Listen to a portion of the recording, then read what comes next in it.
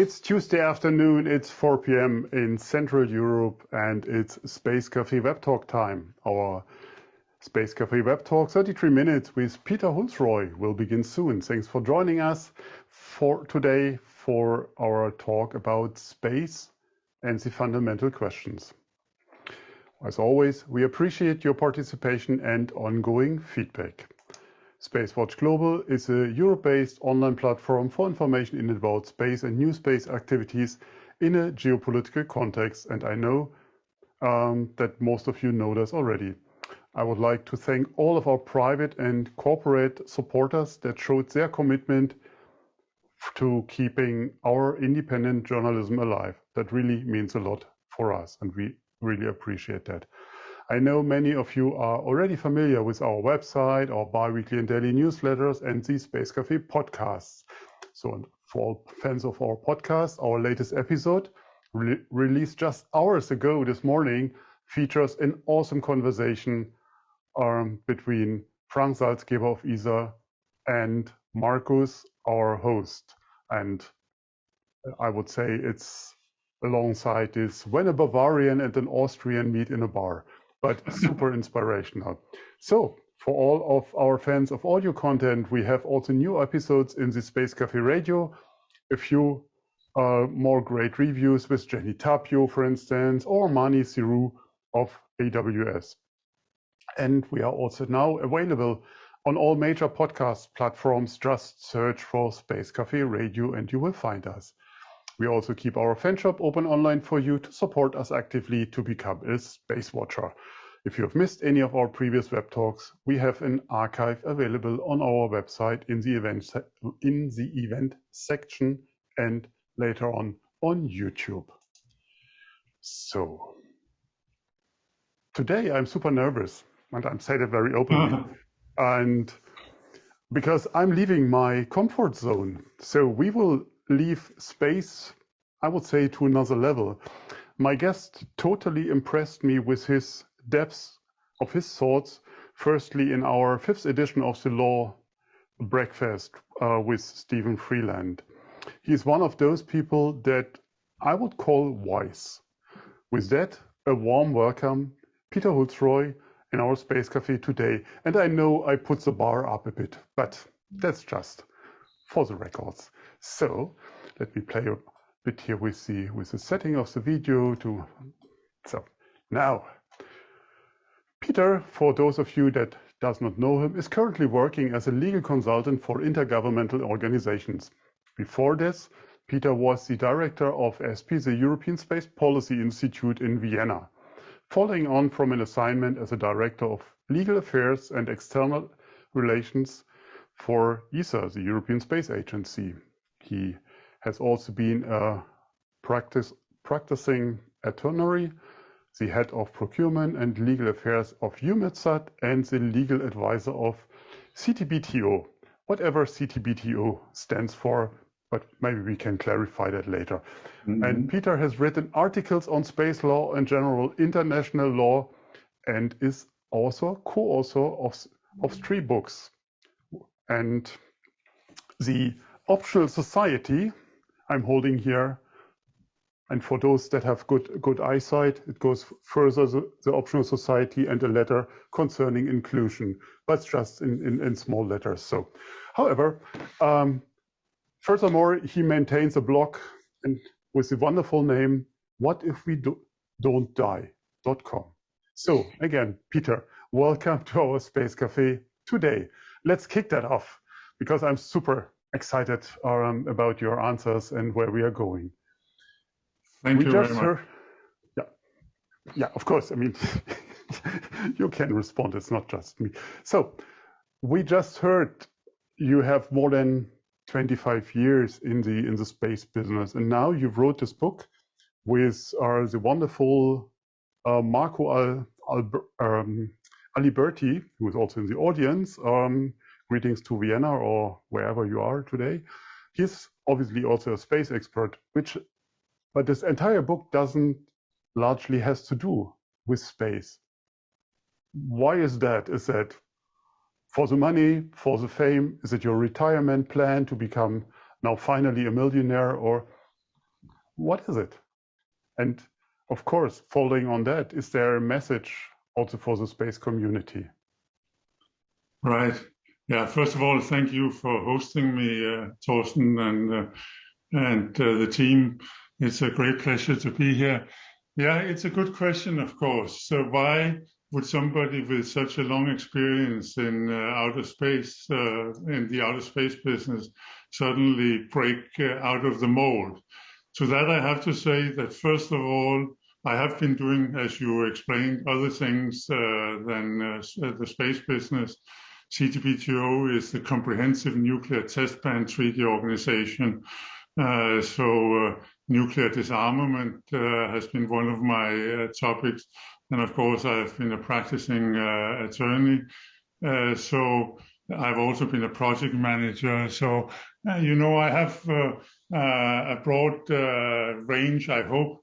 And I have to say, I have always been a little bit worried about stovepiping.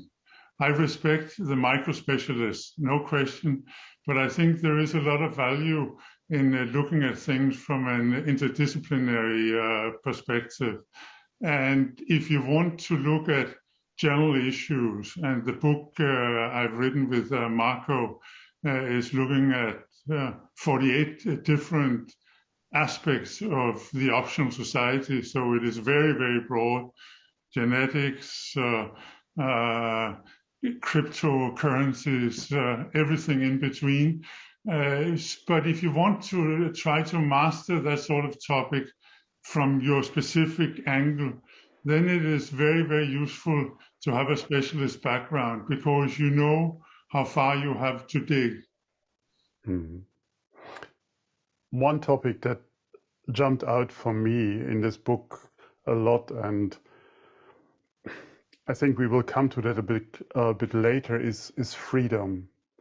Mm-hmm. The usage of freedom and your views on that. What is freedom for you, and in what context comes that to you?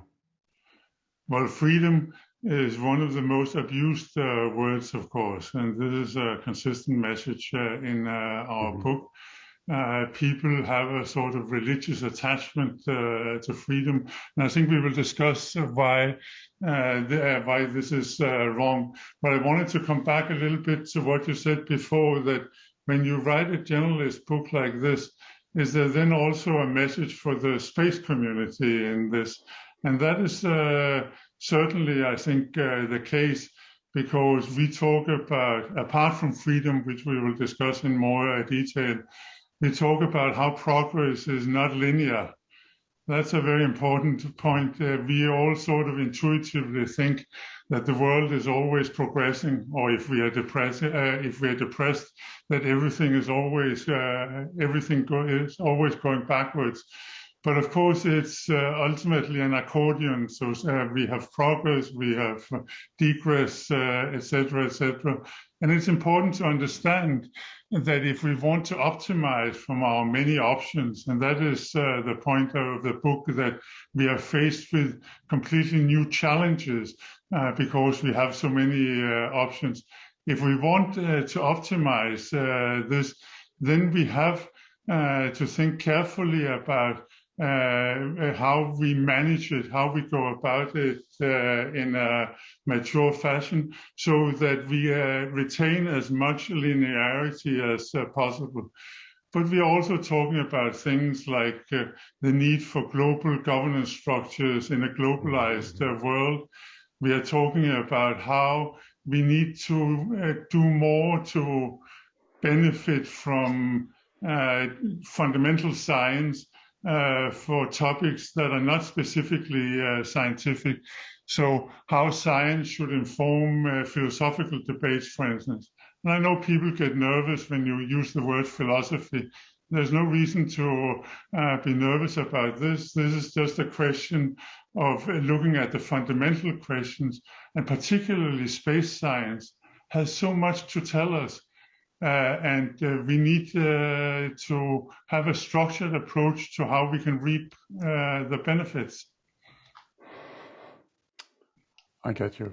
I mean, you're talking to an engineer, so I mean, I'm getting nervous talking about philosophy as well. Yeah, I'm open for that. But let's take your last point, the use of science, of this broad issue of existence.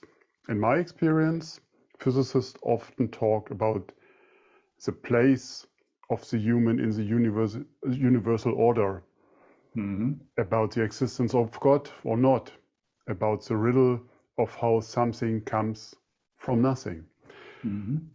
Are we really so remiss in applying science finding to fundamental human questions? Well, I mean, first of all, you will see in the book, I hope, that there's far more to be harvested in this respect. But my concern, and this is a message I want to bring across today, is that it is true that physicists are happy to talk about philosophy. Philosophers are a bit more reluctant to talk about physics or what physics will mean for their specific topic, and we need both. So, quantum mechanics is a topic which is raising an enormous number of interesting philosophical problems. But generally speaking, it is the physicist who is explaining the philosophical issues, not the philosopher explaining what the physics that we have discovered, what it means for philosophy. We need it in both directions. And really for space, there are so many issues. I mean, can we now start to establish whether we have parallel universes, etc., etc.? And that is very interesting from a space physics perspective.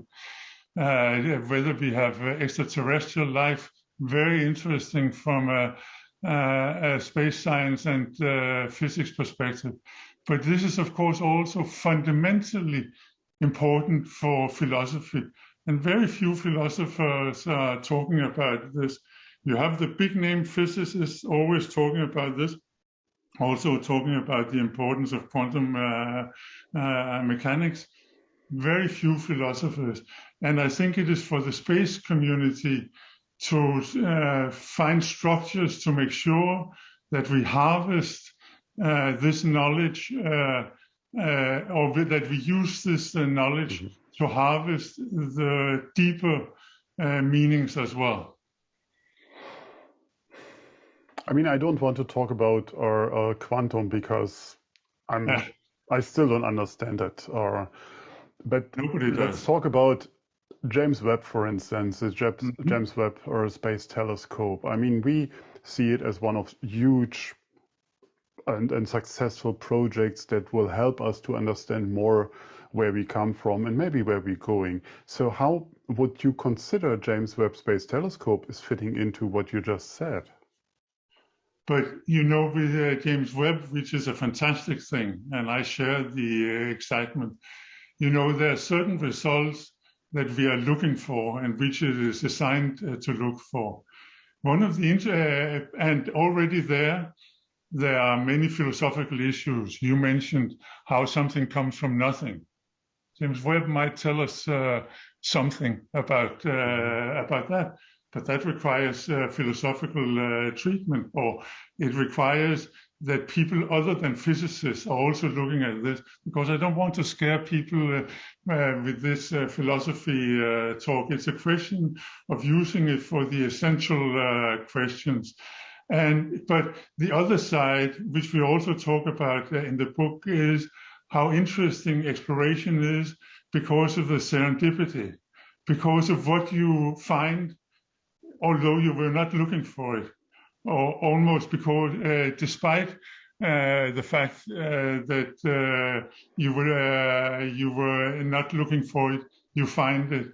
And you need also people who deal with the existential questions to say, hey, this is an interesting finding. This is an interesting finding, not only for the space physicist. This is an existential finding, and we need to translate this. And I think in Earth observation and in telecoms, we have been very good at building application programs. Took a while to get there, but application programs are interdisciplinary, and I think we need something similar in space science. We need something where we really have a structured dialogue, and perhaps we need a couple of philosophers attached to the James Webb program to make sure that we translate all this fantastic knowledge into different frameworks as well. But if I can just, I know I'm talking a lot, but that's my nature.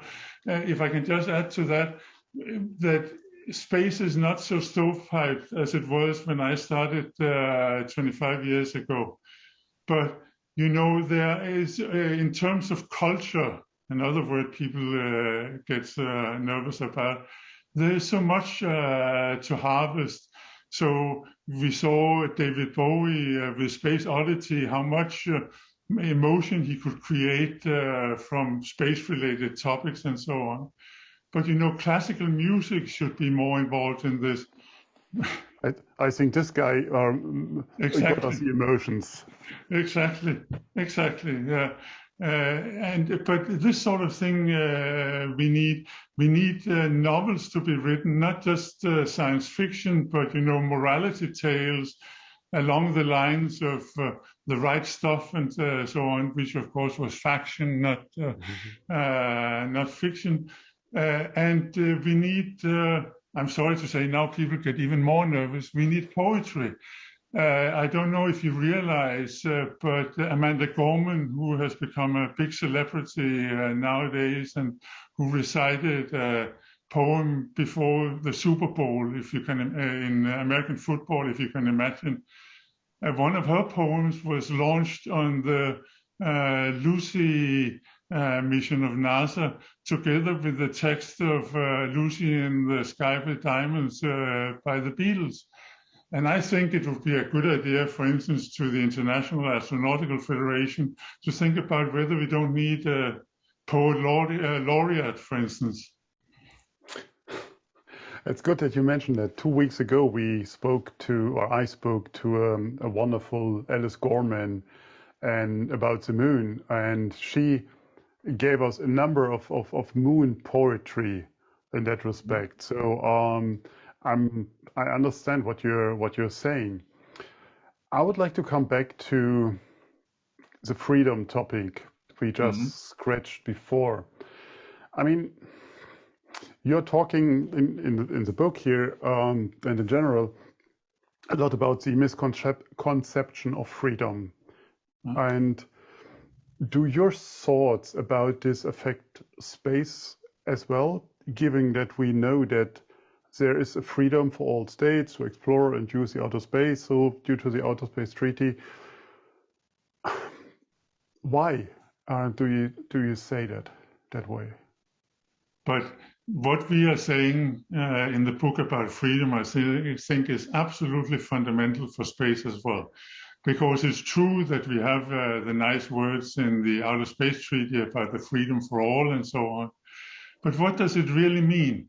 It doesn't mean anything unless we are quantifying what freedom is about.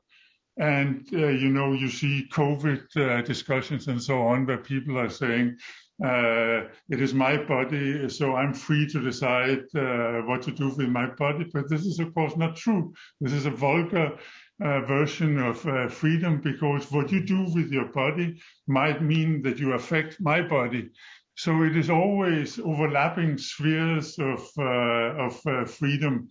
And Rousseau already talked about this, 150 or 200 years ago, about the overlapping spheres and how we need to reconcile this. But in the international law field and in the space law field, we have been sort of torpedoed, if you allow me to say that, by the famous judgment of the Permanent Court of International Justice, the Lotus case. And I'm not going to give you a lot of detail about the Lotus case, but it essentially said that what is not prohibited is allowed. This cannot actually work. And it is an interesting case to read because it was decided by the narrowest margin 100 years ago. There was another school that said,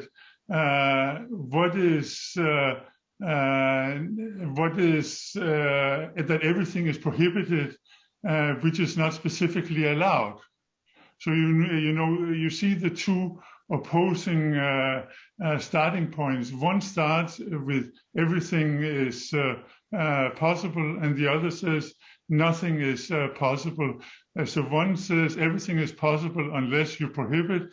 The other say nothing is possible unless it is specifically allowed. Those two, this sort of seeming contradiction cannot work. I'm sorry if it becomes too philosophical now, but ultimately there is no independent, no absolute freedom, and absolute prohibition cannot work either. It is always a question of balancing freedoms. So also in space, when you talk about we have the freedom of use and so on, the way you use space will affect how other people use their freedom in space. And there is always a need for balancing.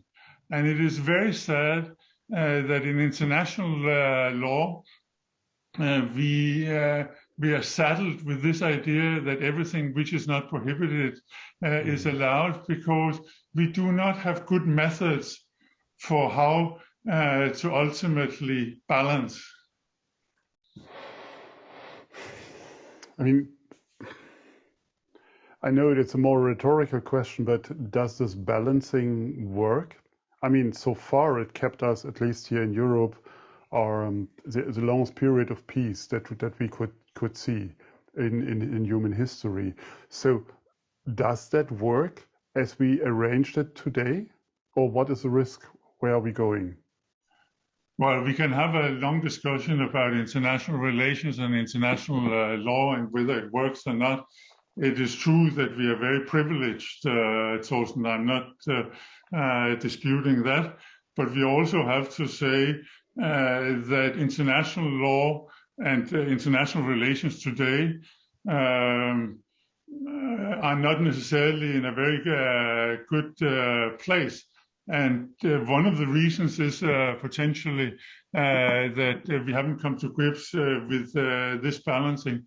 But let's stay on our topic. Let's stay on space, and let's try to make it concrete, because I know it sounds very abstract. So we have two topics that are very prominent right now in outer space or in space law, and that is space mining and weaponization of space. So let's take space mining. There are some people who are saying the Outer Space Treaty is not putting restrictions on space mining. That is wrong, and I think it's clear that it's wrong. But that school of thought exists. So if you go with that argument, they're then saying, because there are no prohibitions, you see Lotus case, because there are no prohibitions, we are free to mine as we want. But this is, of course, not true, because if you mine as you want, then you are affecting other people's freedom not to have asteroids mined, or you might be in competition with them for mining, or they might delay it, or they might very justifiably say, this is mining in a province of humankind, so if you want to mine in my backyard, then I also want to have part of the revenues, which was the reason for the Moon Agreement in the end. So even if you accept their wrong argument that there is no prohibition on mining in the Outer Space Treaty, it doesn't follow there is a freedom to mine away.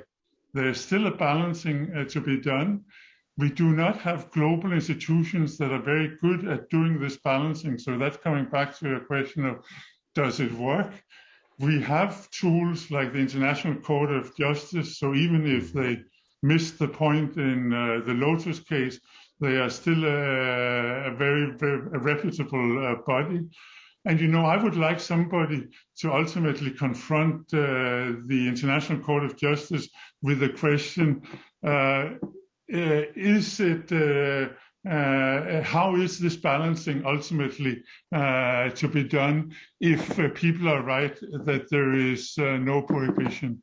And the same with weaponization. People are saying the Outer Space Treaty does not make restrictions. I think it does. But if you take their argument again, it doesn't follow that you can just put up all your arms there, apart from weapons of mass destruction, which are clearly prohibited.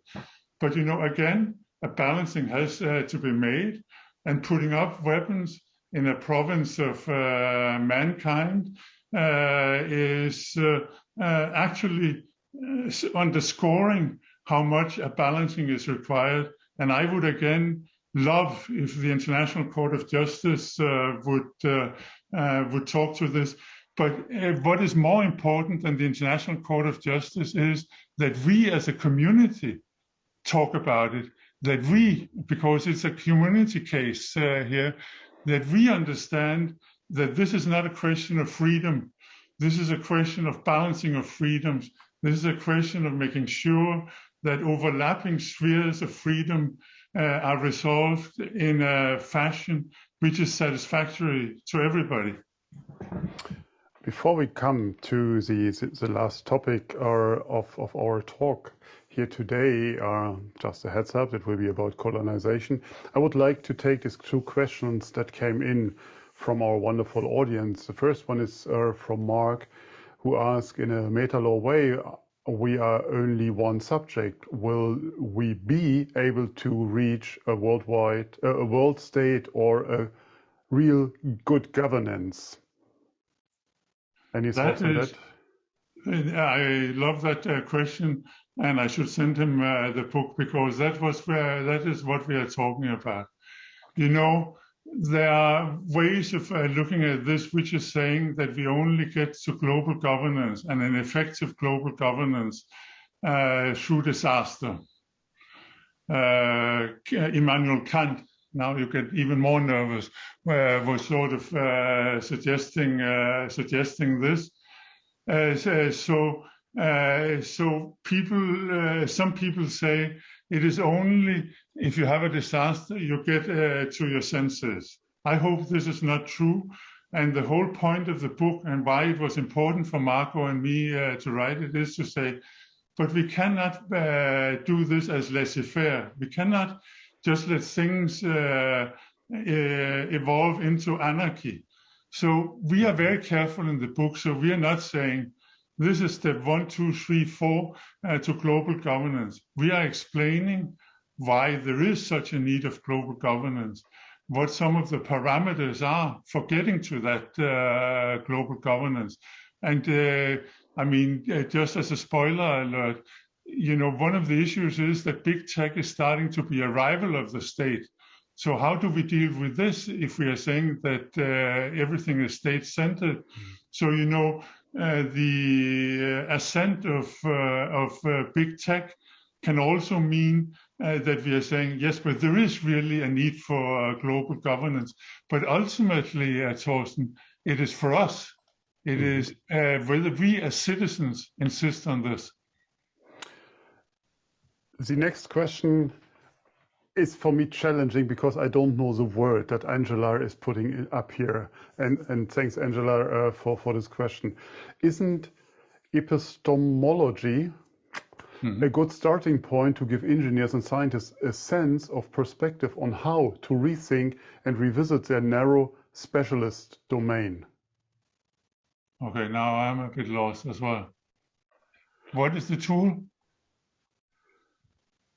She asked about epistemology. Epistemology. Epistemology.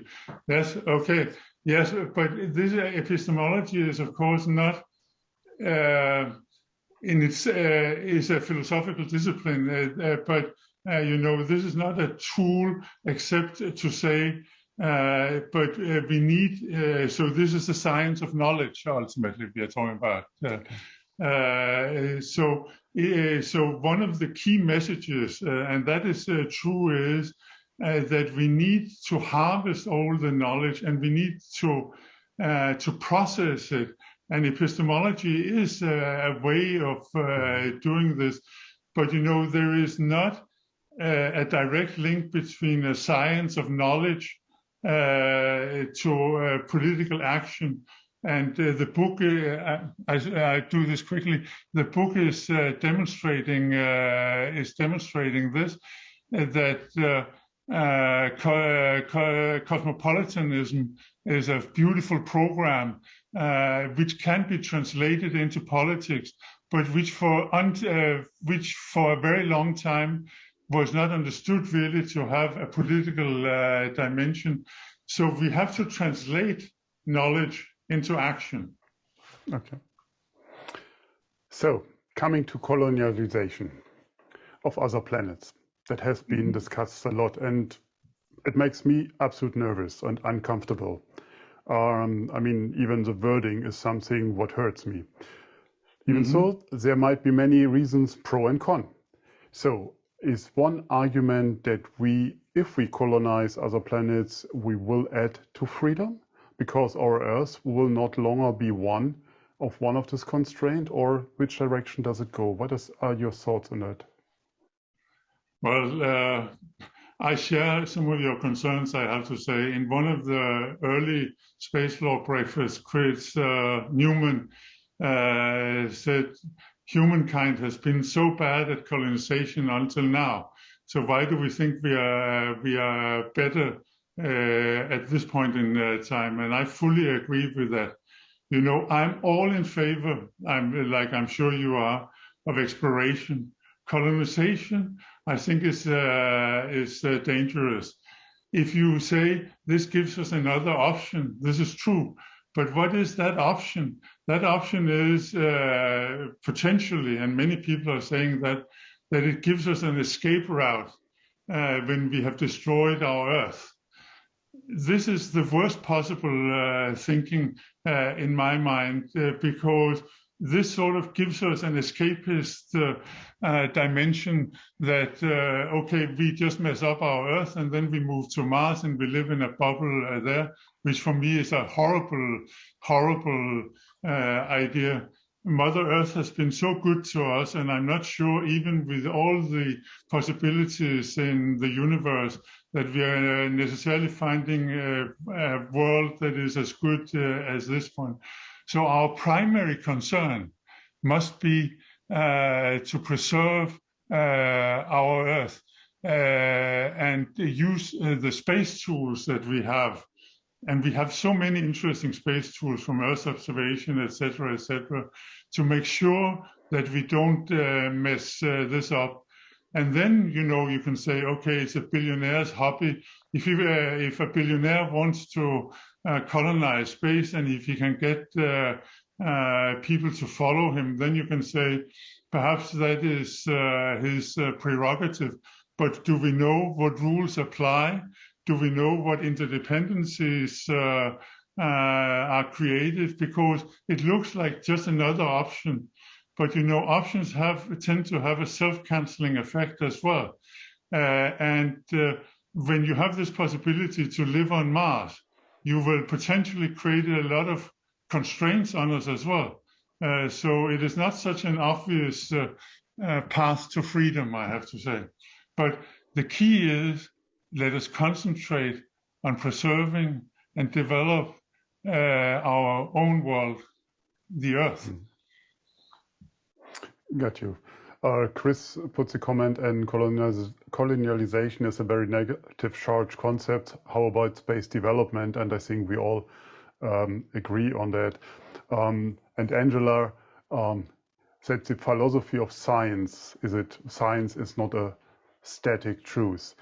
So my last question is, because we are running out of time, and Chiara, who is our timekeeper today, waved the red flag already. So my last question is, so where are we heading as human civilization in terms of space? What is your guess? What is your hope? Well, let's first say, what are the risks? The risks are that we do not, in a mature fashion, deal with all the options and all the possibilities afforded by outer space and all our instruments there. It is a fantastic source of wealth, and I mean not money-wise, but in terms of knowledge, in terms of possibilities, etc., etc. And like with all other elements in the optional society that Marco and I are talking about, these options can lead to anarchy, it can lead to disaster, similar to the Industrial Revolution, etc., etc., or we can steer them.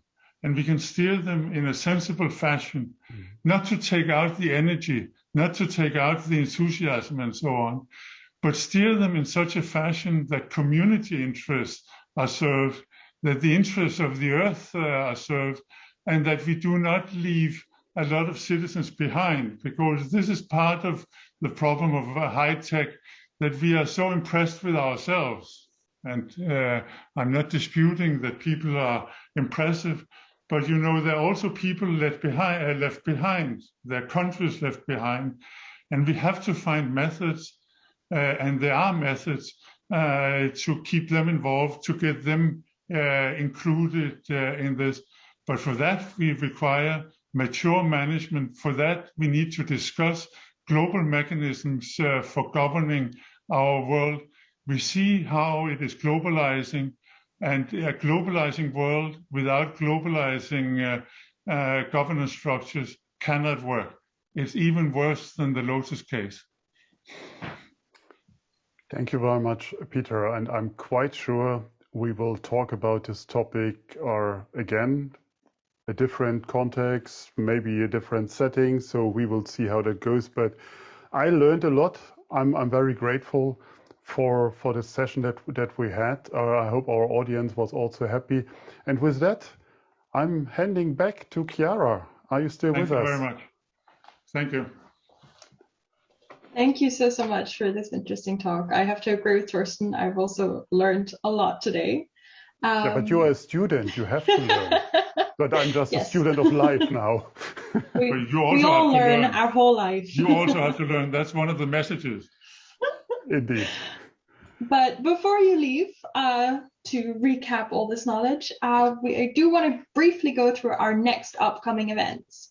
So on the 25th of January, we will have our next 33 minutes with live from the EU Space Conference in Brussels, which will be very interesting. And then on the 27th of January at 9:30 a.m. CET, we have our next Space Law Breakfast with Stephen Freeland, and he will be joined by Guya Wang and Geraldine Go-Escalao. Also on the 27th of January at 1 p.m. CET, there's the next Lunch and Learn from Powering Space. And then in February, on the 1st of February at 4 p.m. CET, there we have our 33 minutes with Dr. Jan Frolov about space arbitration.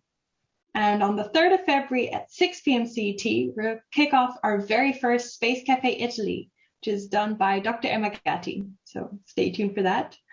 And on the 4th of February at 3 p.m. CET, we will have our next Space Café Russia by Elena Morozova, who's also in our audience today.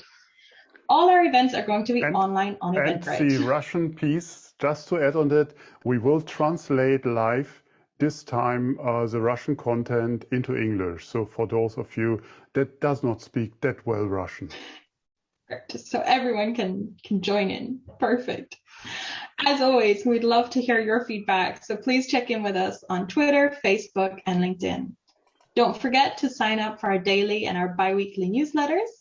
And if you want to treat yourself to something special, become a Space Watcher today or help us out with this supporter program. A huge thank you to Peter. Thank you for the inspiring talk. And for Thank you. A huge thank you to the entire team behind the scenes for doing the great job week in and week out. And to our audience, I hope that you all stay safe and stay healthy. Thank you for joining us. I hope to see you in the next weeks. And in the meantime, visit our website and follow us on social media. And don't forget, become a Space Watcher. Space Watcher. Thank you.